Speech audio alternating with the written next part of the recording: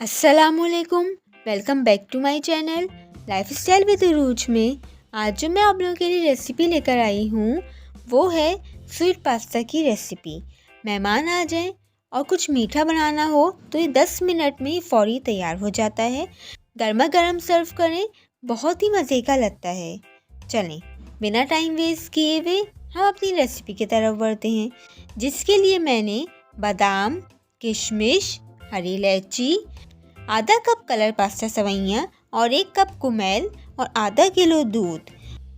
सबसे पहले मैंने 1 टेबलस्पून घी में हरी इलायची का बघार लगाकर सवैयों को हल्का सा रोस्ट कर लिया।